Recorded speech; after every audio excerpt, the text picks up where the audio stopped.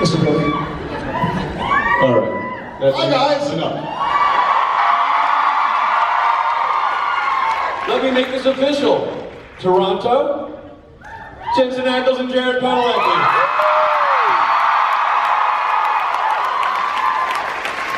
Hello, Toronto. How are y'all? It is awesome to be here.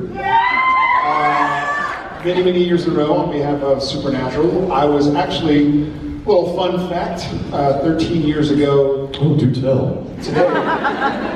Gather round. I was here shooting the Oscar award-winning New York Minute. With some pretty cool stuff coming down the pipe. Some fun episodes, some that we've, that if you told us what it was about several years ago or even this summer, we've been like, what? But it's cool. I think we're excited to kind of have a last little morale boost with you guys before going back to work this week and premiering on Thursday.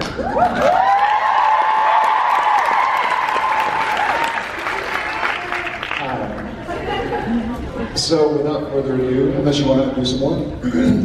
Hey, you're doing a great job of it, doing. I do. You do a do. Yes, I do. Hi, how are you? Great, how are you? Great, how are you? My question is for both of you. If cats were to enter your life sooner, maybe like when you guys were in high school or something, how do you think it would be different?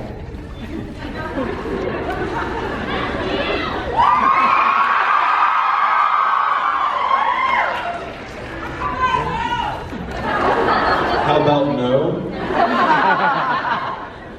That's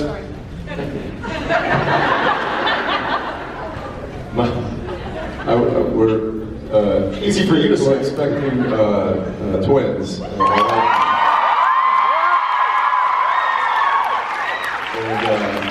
And we're going around trying to figure out names, and I actually threw a suggestion name at my daughter, JJ, who's 3, and I said, how about, and I said the name, and she just looked at me, she goes, how about no? Not a word of a lie. I didn't know how to respond to that. It was like pride and then like heartbreak all the time. If Cass had come into the Winchesters' lives earlier, I don't know. I mean, they didn't really need to because we weren't necessarily dealing with the war of heaven and hell yet. Demons weren't necessarily an issue. I mean, it was more vampires and werewolves and Yeah, the things that go bump in the night, less the biblical war. He would have been unnecessary, so really no different. Yeah, really no different than it is now. Thank you very much. The purpose comes to mind. Maybe you would have a trench coat. Hi. Hi. I'm just wondering, what was your favorite thing to kill on Supernatural? My future wife.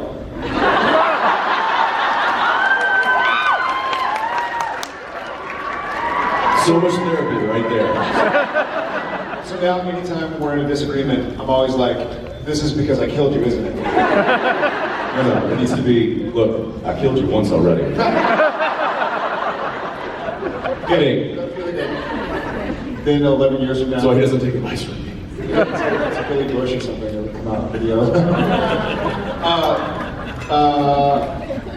That was fine because it was silly. Yeah, I'll go with that. Thanks. I would say vampires are fun, but it's actually the filming of it is not as fun because you have the lopping of the head is kind of a real technical pain because you have to we have what's called a switcher where they line up the image of where said vampire is standing. And then that person then has to step out. Then I come in with the machete and I swing through an empty frame. but they have it lined up to where so I have to look at a screen and make sure that my machete is lined up with what image they just kept. Anyway, it's technical, it's not nearly as clean as it looks on camera. I wish it did, because that would be my favorite, but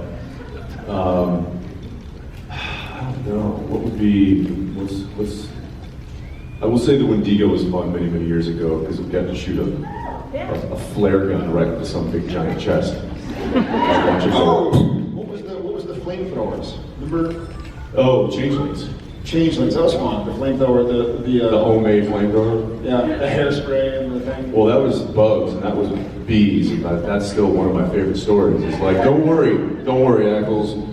They're docile bees. They're super calm. We've talked they're not gonna sting you unless provoked. And I'm like, okay, so just be real calm around me. Calm around them, totally fine. Okay. All right, Jensen, ready for you on set. Props walks up. Here's the can of hairspray and the lighter that you'll be torching the bees with. Okay, hang on, because this guy just said unless provoked. They're not going to, but if I'm torching them with fire, that's probably provoking them. And then it literally was, ooh. Well, good luck. Thank you. Thanks. Yeah, thank you very much. Hi. Hi.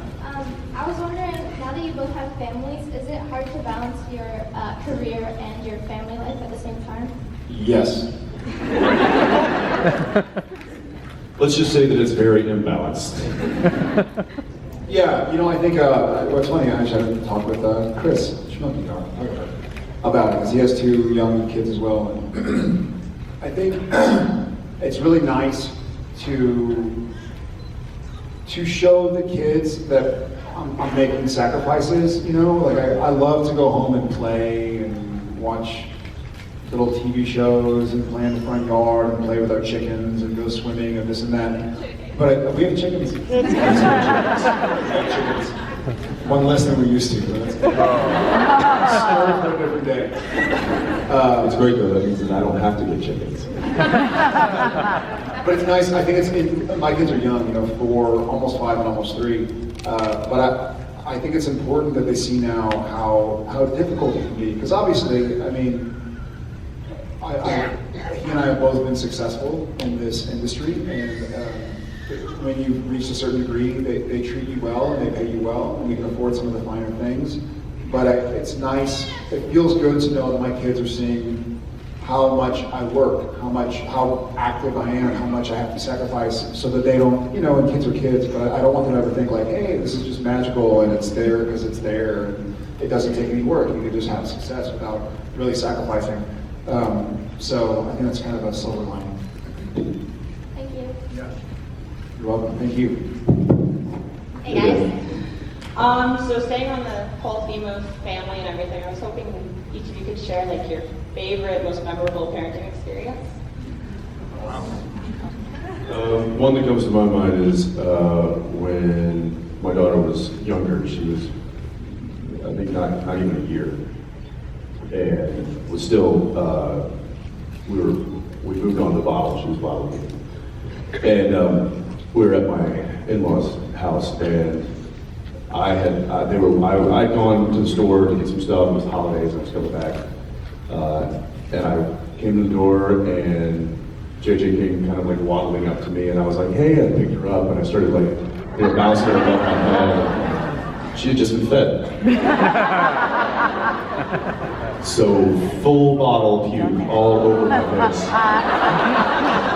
I mean, direct hit. Like she sunk my battleship. It was full on, and I just held, and I was like, help! And so my wife was running in, and she's like, oh my gosh, don't move. Thinking like she's gonna, get me a towel because it's dripping. No, she ran to the other room to get her camera.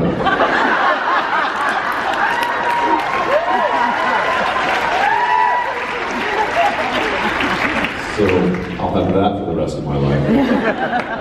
But there are many, many, many more. That's certainly just one. Yeah, I actually have the same experience. My daughter threw up all over his face too.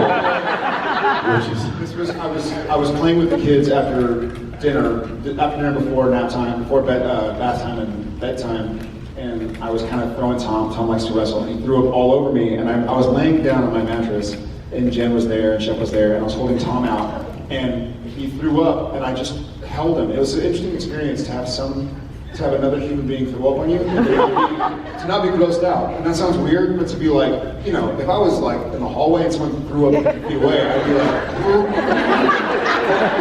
this was barf on me. This wasn't child milky barf. This was like, you know, had a quesadilla barf. I was gonna sit there, and Jen went and got a towel. A quesadilla barf. We had bodies. Bodies is a Mexican place. I love it. But I've actually had a different experience that Jensen hasn't been so lucky to have yet. I have boys, and every now and again, when they're laying on their changing table pad and they're young, and you can smell something's going on. Okay, it's time to change your poopy diaper. And sometimes you un-Velcro the He says it just like that. diaper, and you start to take the diaper off. And apparently there's a phenomenon where when a young boy's private part gets exposed to oxygen, they like to urinate. So I found myself as a father on a few occasions going like, oh God, and just putting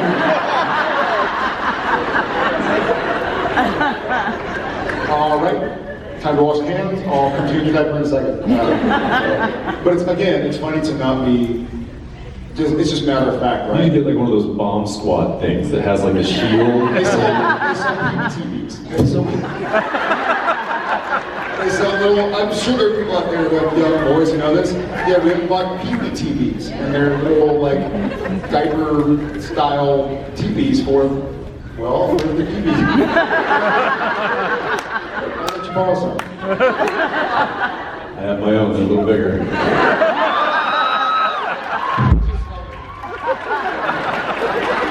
Thank you very much. Yeah. Sorry, guys. I hope you can just eat. Hi. Hi. Somebody out there's like, I just had a quesadilla. So I was wondering, like, with how much you guys like to fool around on set and all the gag reel footage we get. What do you accuse yourself? I was just wondering, like, what's the longest amount of time you spent trying to get through filming like a single episode? Well, we're only allowed 8 days per episode, but there's certainly a few scenes that have had to be kind of like walk away from and come back to. The hardest I ever left was provenance. I think provenance, I could not get my act back together. No, and you were the only one laughing. No, that's not true. Taylor was laughing too. The two of you were Giggle fest. hysterical. Yeah. And I think this is the gag reel. And then it like shows me in the background just like, really? There are a few times, every now and again something makes me laugh and it's not stopping. There was Shapeshifter skin. Friday night. Yeah. Which we shared with some of you this morning at the Gold panel. Jensen caught on fire, I know the He didn't fully catch on fire. What better opportunity to laugh at your friend when they're on fire? His reaction was comical, and so I just started laughing. Couldn't really stop. It wasn't comical. For me, it was. It was like survival mode. Not for me, it was laugh mode. So Misha in the scene, Cass has something he's got, it catches on fire, and Dean grabs a garbage can, and Cass then puts the item that's on fire into the garbage can, and Dean pours a pitcher of water on it. Well, you don't really rehearse something like that, you just kind of do it because we have a thing where gags like that, it's like, we say, you know what, let's just shoot the rehearsal in case we get lucky. And it works, because it'd be really crappy to actually have it go perfect in rehearsal and then it not go well during the take. So we just go ahead and rehearse while we're shooting. Basically, it's basically just shooting with no rehearsal. And the item that was on fire lodged itself against the wall of the trash can that my hand was holding, because it was, in theory, it was going, the flames were going to be coming up the other side of the trash can, which is I was going to hold it at an angle, and that would have worked fine. But and it was on fire a lot more than I anticipated. So much so that the flames were on my hand, and like my hand was burning, and I was just supposed to act cool and like put it out, you know, with a pitcher of water and then set it down. But instead of me just walking up and, you know, boom, the flaming item goes into the can, and I do, and I set it down, it was more like.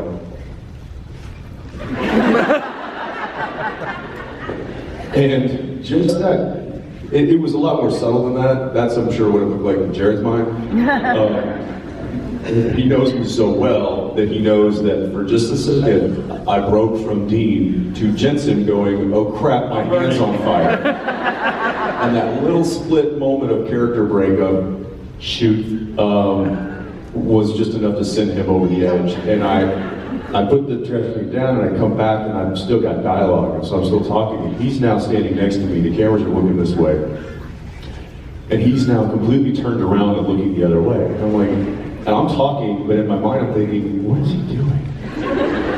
Why is he looking behind? And then I'm like, oh crap, the trash can is probably now on fire. And it's directly behind me, and should I maybe be worried? Should I be turning around to see the flame ball that's happening? And then I kind of just throw a cursory glance over at him, and I can see that there's like tears coming down his face. Streaming down. And then I was just like, okay, now I know what he's doing. He's turning away from the camera because he's laughing so hard that his tears coming down his face. And I guess in an effort not to ruin the scene, he was like, instead of just laughing hysterically on camera, he was just like, And so I finally stopped the take, and I'm like, dude, what? And he's like,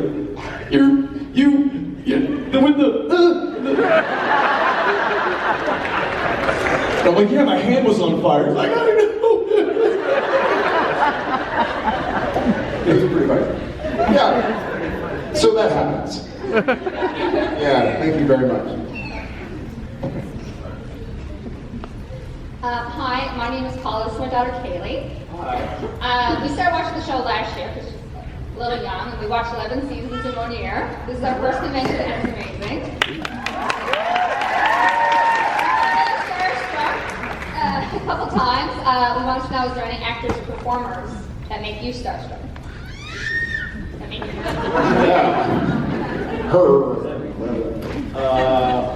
Yeah. Yeah, really quick question. Anybody else start watching the show within a year? No way. Wow. Super cool. Someone's like, hey. Very cool. Awesome. Anybody watching in a year?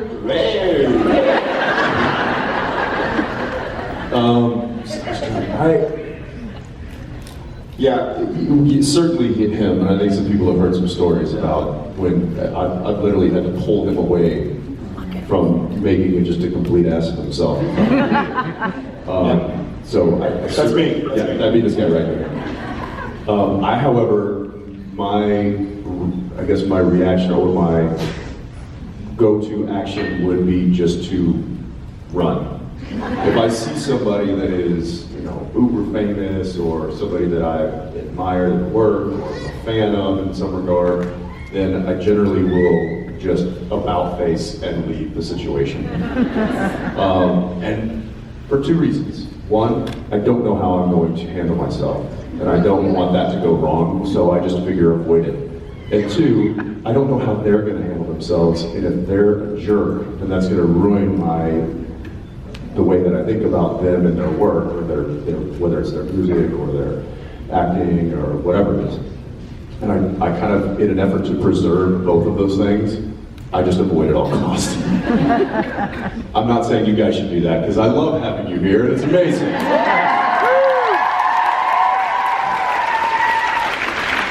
But that's a bit of a default reaction for me. I don't get that way with actors because they feel like my peers, like I've worked with some amazing actors and actresses, and part of me feels like, and Jensen. part of me feels like, that's cool, like with enough hard work and enough dedication, I could be like that one day. Or, you know, I feel like it's attainable, but with musicians, I think I get like that. Like, pretty infamously, when I met some of the members of the culture, nerded out just a little bit. And then afterwards, it's like, I didn't know I'd react like that. I always hoped I wouldn't react. I was hoping like that. But yeah, but welcome, guys. Thanks for taking the journey with us. Yeah, it's great to have you here. Thank you. We keep Very cool. We love movies. Hey there. Hi. Sorry if I sound really jumbled up. I'm really nervous right now. You don't sound like it. Well, I am. Fine, I believe you. Jeez. I was wondering, this is for both of you, if there was only one similarity that you think is the most similar between you and your character, what do you think it is and why? The hair.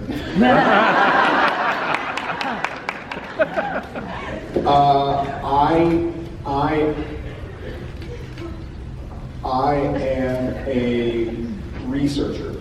Jared very much wants to know everything about what he is doing, as Sam does. You know, like Sam, when they found the Middle Letters bunker, and there was a library full of books, Sam was like, this is amazing. I can learn everything about everything that's ever had to do with anything that has ever had to do with the supernatural. Jared's kind of like that. Like if I get into something, I can't read enough about it, I can't watch enough YouTube videos about it, or talk to friends about it or whatever. I really delve into subjects that I become passionate about, as does Sam. I don't know why, it's just the way I was wired. But yeah, that's probably the one that clicks in my head. I could probably sit down and think of a few. I would say that one that comes to mind, and I'm not trying to pat myself on the back here, but I would say that Awesomeness. yes, awesomeness is something that I bring to that character because I have it in me.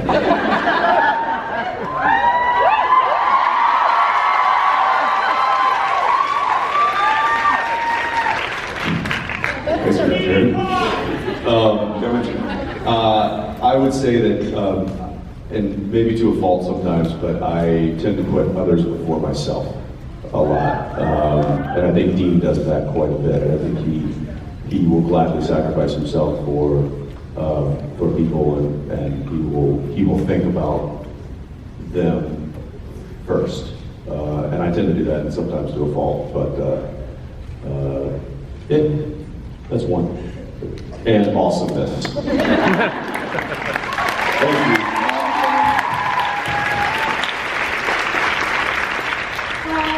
I was wondering what your favorite part of being able to film in Canada is, and what your favorite Canadianism is.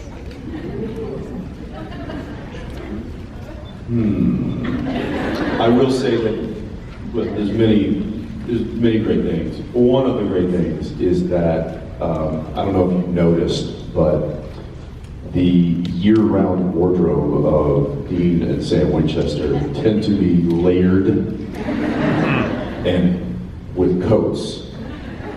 I'm not sure that would really go well if we were shooting in Phoenix or Austin or anywhere south of the Mason-Dixon line. So I really appreciate the weather and the temperature in Vancouver because it keeps us comfortable. Otherwise, it would just be a mess. Favorite Canadianism? I think he and I both like using the term. We both adopted the term toque. Or at least I think you still say toque. But yeah, I like the word toque. Is it something that's used widely here? I chuckle at my favorite Canadianism, and it's one of those things that the pride or the excitement, but I laugh and do an impression sometimes of it's like, there's a news flash, and it's, breaking news. Ukraine was invaded by Russia. There are 15,000 MiG aircraft and F-16 en route to deploy. In other news, Matt Sundin came back to the Vancouver Canucks. Anyway, everything is hockey.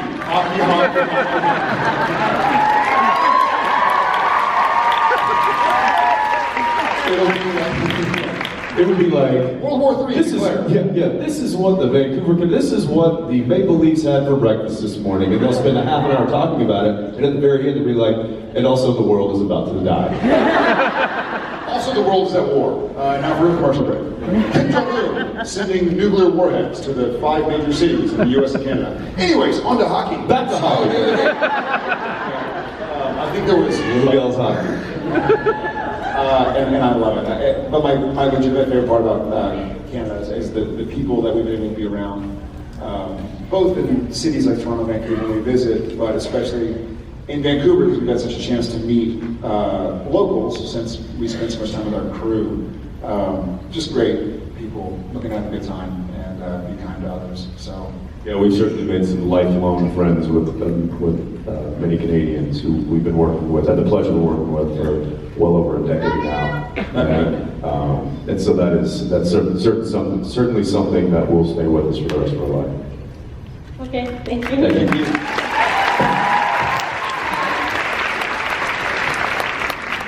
So my question is, if you guys could go back and relive one moment on set, what would it be and why? First things first, I'll give you that dodgeball. Can you hit me from there? I will move. Maybe? I give you permission. All right.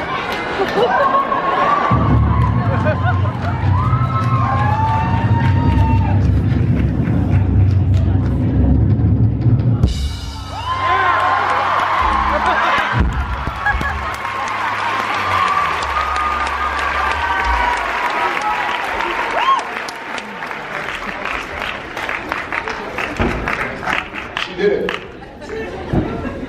She was selling herself short. That was a good shot. I will admit, after it bounced, I thought I was going to need a PT.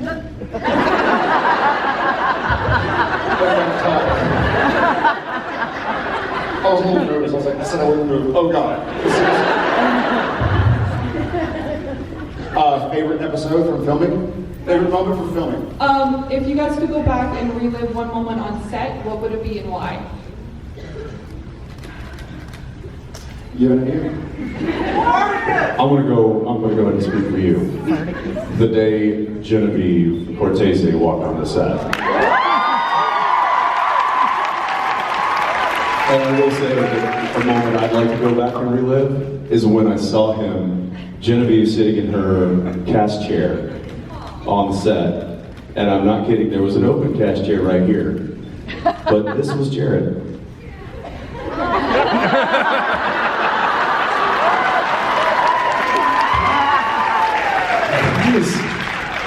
Why is he sitting down cross-legged staring at it? Oh, that's happening.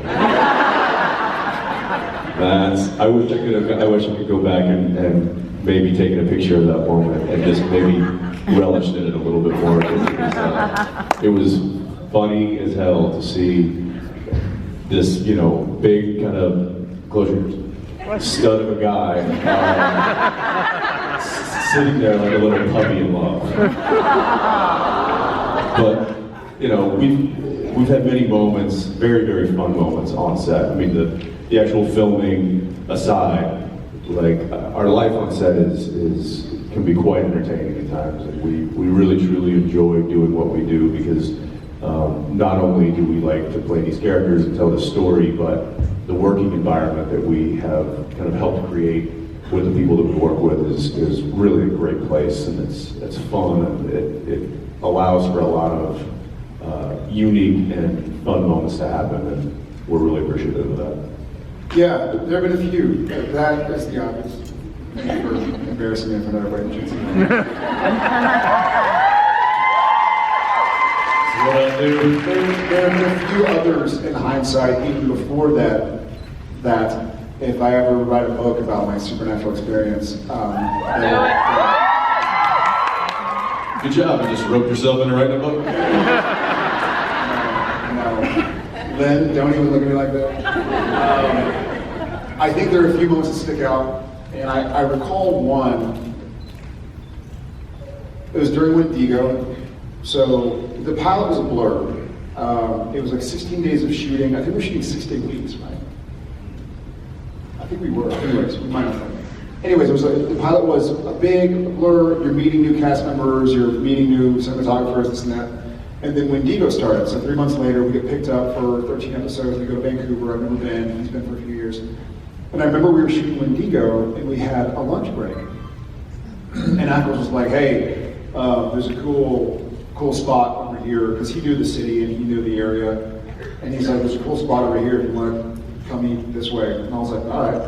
And so we grabbed our lunches and we went and sat on the seawall on that bench across from the sulfur. It was a taster's choice It moment. was a taster's choice moment. And we kind of sat there Some and people talked. don't know what that is. Google it. Yeah.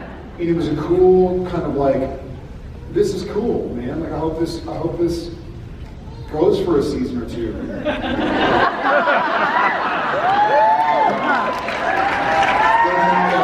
Every so often, moments like that happen again.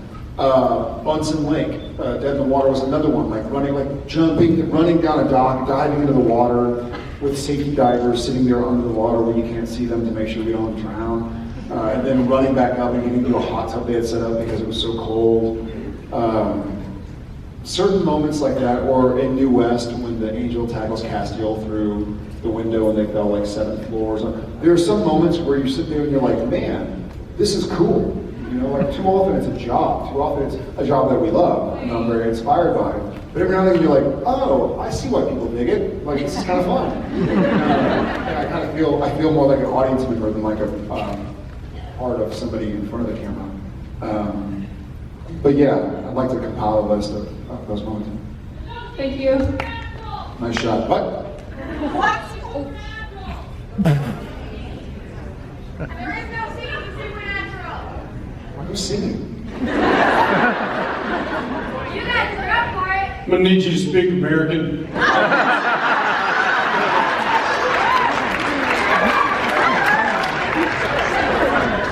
Nice shot, by the way. Thank you. Thanks, guys. Hi guys. Hey there. Congratulations, Jensen, on the twins. Literally. I'd like to reiterate, ha Jensen on the twins. I know what you're laughing about. I'm gonna need your help, so. So I was just wondering, what episode or season did you have the most fun doing?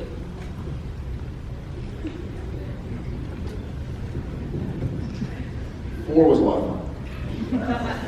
4 and 6 were a lot of fun for me. Yeah, 6. Wait, 6. I said 6. S-I-X. Yeah, 6.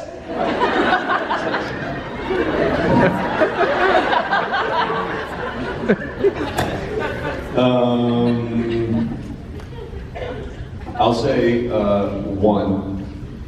Season 1, just because it was new and we were still getting to know the show and our characters and each other and everything, and it really kind of laid the groundwork for what it has become. So being a part of that, you know, laying the foundation was always something that I'll cherish. But other than that, 4, yes, 6, yes. 9 I liked. What else? It's not a season. Did you say 15? French mistake. Oh, French mistake. I said 15! Wrong show, get out. Would y'all be willing to watch it for 4 more years?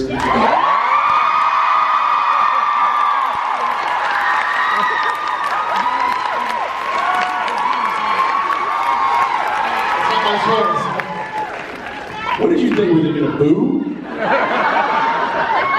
Like, no, just finish this season, I'm done. I don't.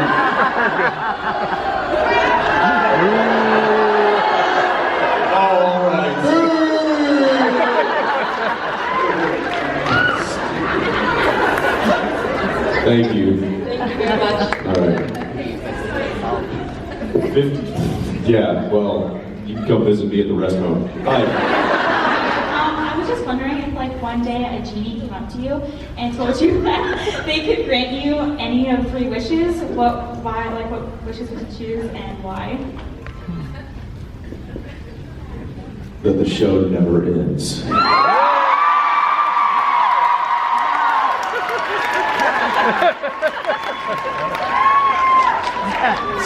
Sycophant.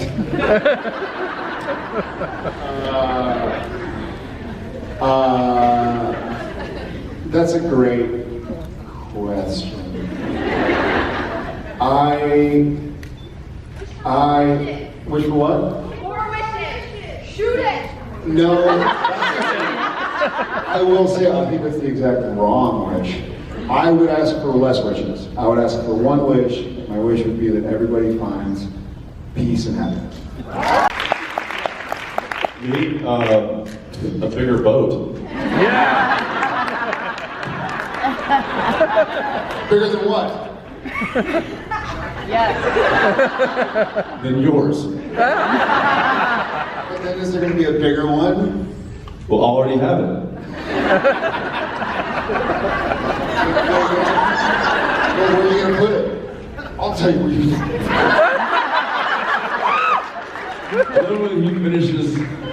When he finishes my sentence before I even start my sentence. What are you going to pay for so much money that you wish for? All right, thank you. You left. Okay, great. Thank you very much. She's like, these guys are weird. I'm out of here. Hi. Hi guys. I was wondering if you could impersonate each other.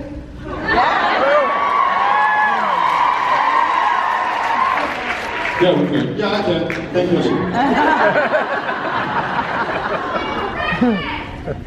Do you want to see us impersonate each other, or do you want to see us impersonate somebody else in the cast? Each other?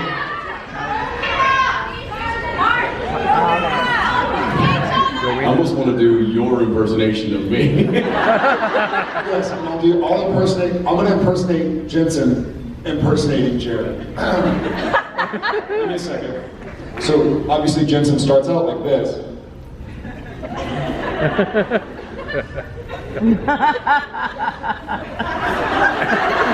You want to see me do Jared? Alright, 1 second.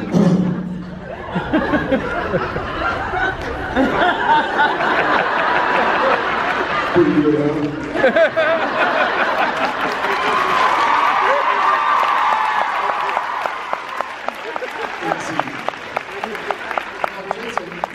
Now I will do Jared impersonating me. Impersonating me.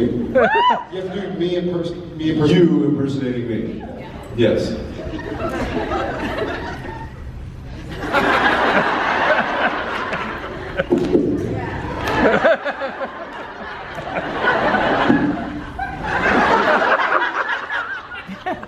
Okay, I'm ready, Jensen.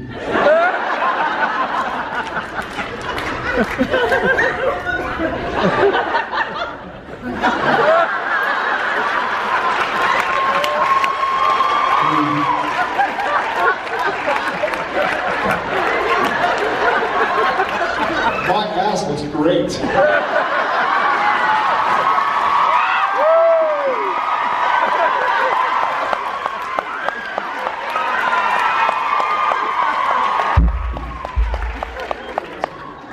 Thank you very much. Oh, that hurt.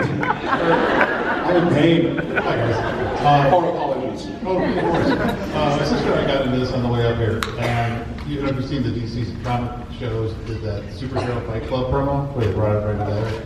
If you had, that's great, you can watch it. If you guys had to draft 3 people from Supernatural, not counting God, who would you pick for Supernatural Fight Club? To be on my side? Team Sam, who would you pick? God doesn't count. Oh, jeez. Mark Pellegrino. I'll go. All right.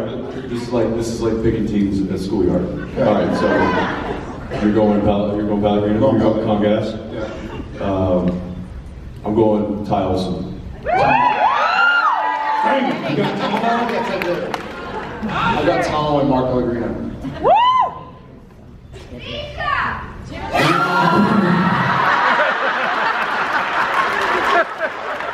I'll tell you what would happen with Misha. At a schoolyard picking teams. Yeah, you beat.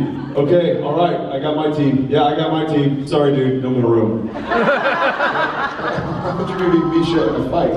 Oh, Misha in the fight. So you're Misha. Okay. Hey, dude, were you talking mess about me? No, you can't. No. No. Were you saying something about me? Yeah. Or, more likely, you would just be like,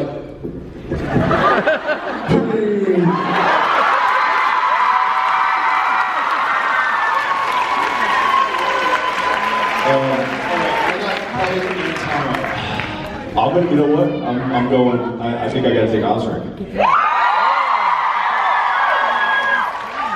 How many are we going here? Three. So one more. He picked Humble. I know my choice, but it's between two. How big of a character do they have to have been? Anything. Just not that. Okay, then we're saying Alex Ponovic is off limits, even though we see a gunner in the audience. Where's Gunner? Yes. Probably Ponovic, but if he's off limits, then I would go Mr. Sterling K. Brown. Gordon. Who's it? Gordon.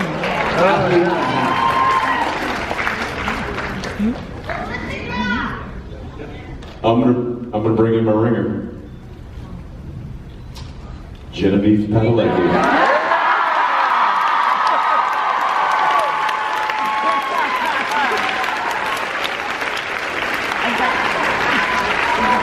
Good luck taking that one down. I lose. Thanks, man. Thanks, brother.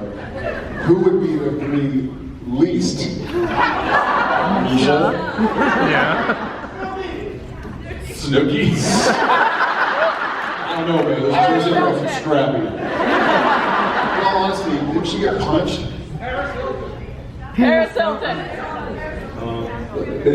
I'd still take a bigger character. Curtis. Yeah, he's a lover, not a fighter. Garth.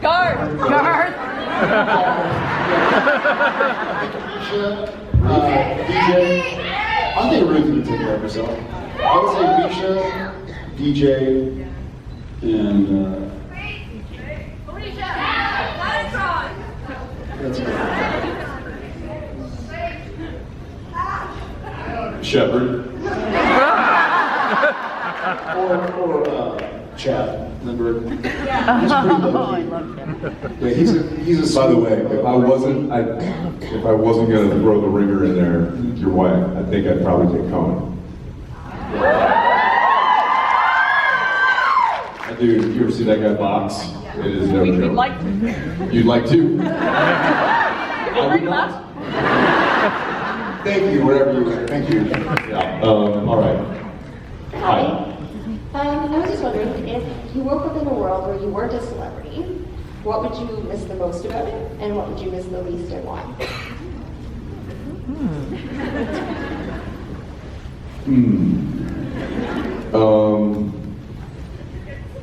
It's funny because I could almost categorize this aspect in both of those categories, which is funny.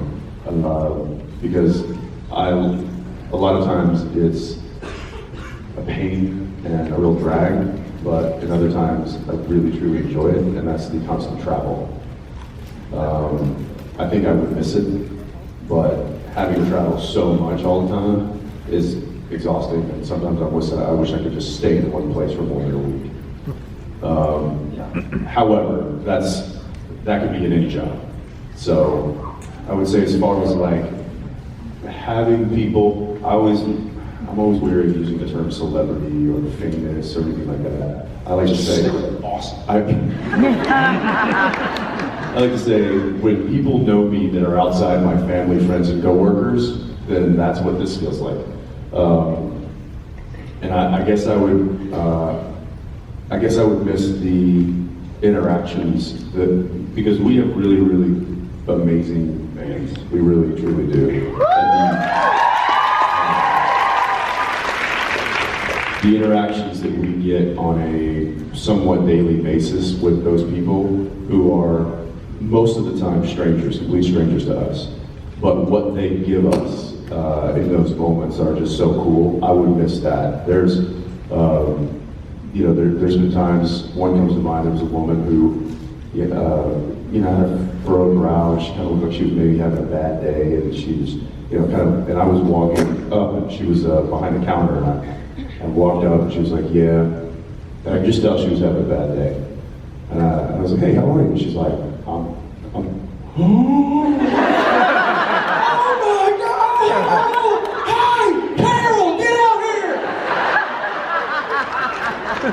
And like those moments really brighten my day, and I would certainly miss that. Love you.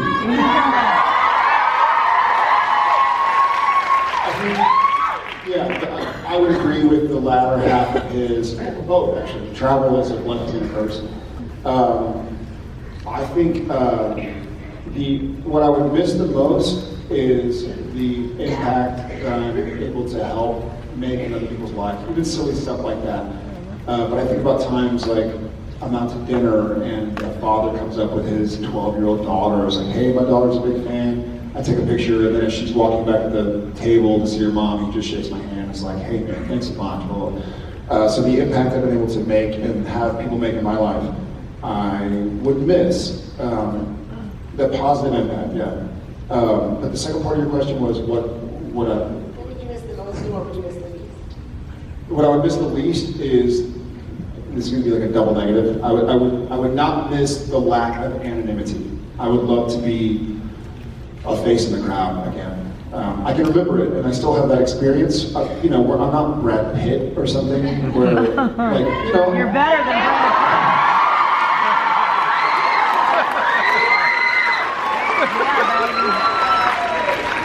I appreciate that. Thank you for saying it. What I'm trying to say is, there are still places I can go and be invisible. I know y'all know me. We're a happy family. But to be honest, there's not many places you can go where you're invisible, giant. Right. But I could just be another tall guy in the crowd. You know what I mean? As opposed to, who is that guy? Do I know him from something? You're amazing. Thank you. Even ACL. We did ACL last weekend, and it was awesome. It was phenomenal. But I remember going there. I was actually the first member, 14 years ago or whatever it was. And I had done a few episodes of Gilmore Girls, but I was just out in the crowd.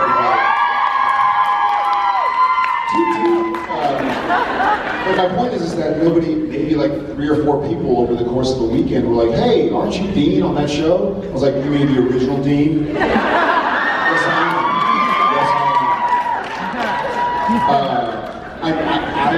I miss anonymity. Because I like to go out and walk around, and sometimes I'll go for a jog and then stop at a gas station to get a soda, and I'm sweaty and smelly, and someone's like, can I take a picture? And I have like pit stains. However, I would prefer someone to come up to me and ask me for a picture than to be sneaking them from across the restaurant or from across the room. I'll stop. I'll stop. Well, and that goes for me. You ever see us out and about, like, just come on.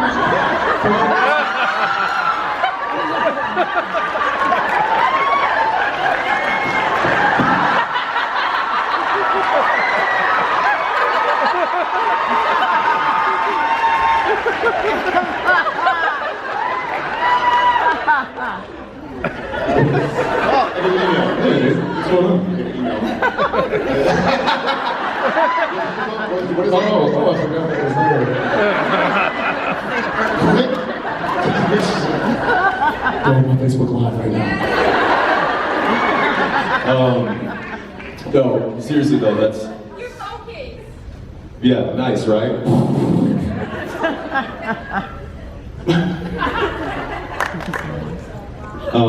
See, look, We call that periwinkle blue. What is? Royal blue. Yeah. So, yeah, there are a lot of positive things that come with doing what we do and being who we are. And I would certainly say that they outweigh the bad. Thank you so much. Thank you.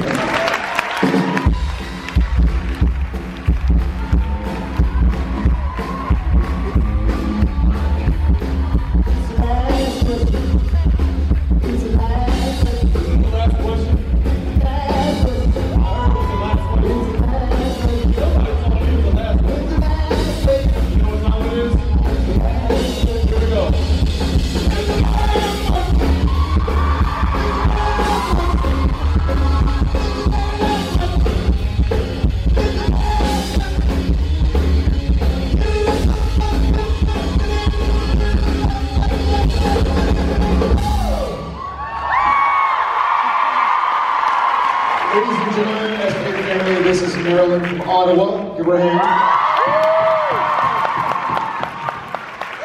What is your question?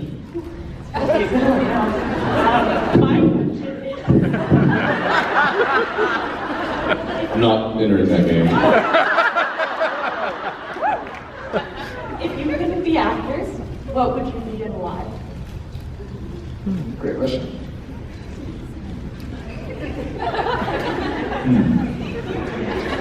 It's a good question. It is a difficult question. So I was enrolled at University of Texas Austin to be an engineer. I was in math leader school and I was in math, which would have been boring. I hope I would have gone from that into medicine. My brother did. My brother has an engineering degree and a medicine degree, so he's a surgeon. But if I didn't do that, sorry, take that.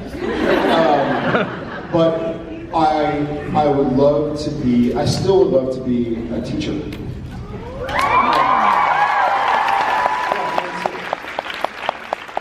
Senior Ackles. A longshoreman. Yeah. Don't even know what that means. No, I'm kidding. Be a pirate.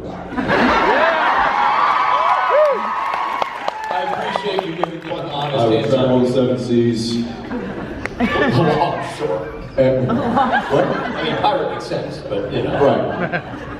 Well, there's not a lot of work for pirates out there these days. However, do you know what the pirate said on his 80th birthday? I'm 18.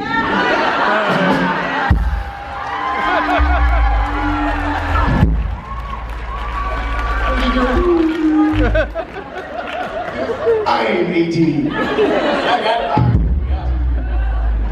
Right, Ackles, what's your Your one and only source for dad jokes. Jimmy. You got a good pirate joke in you? What? You got a good pirate joke? A pirate joke? For starters, give me the elbows.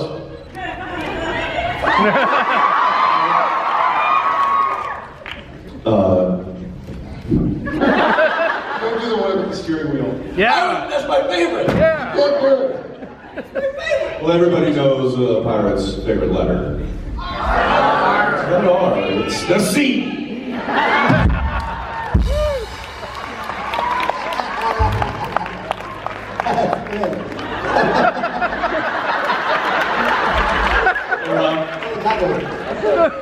Don't use that one. You can't have that one. Yeah. Fizz, all day. Not mine. That's yours? That's mine. Kind of like this.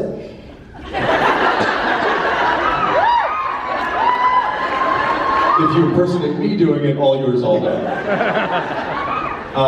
In all honesty, I don't know what I would be when I grow up because I hope to never grow up.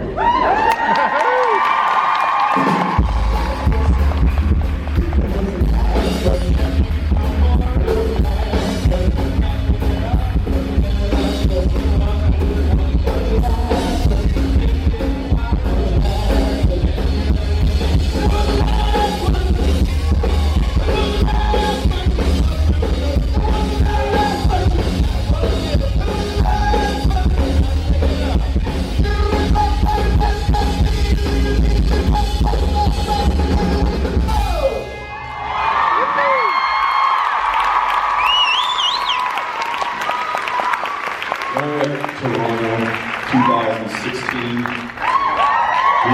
thoroughly enjoy being here and being with you all, and we really hope that you enjoy the season premiere of season 4. Come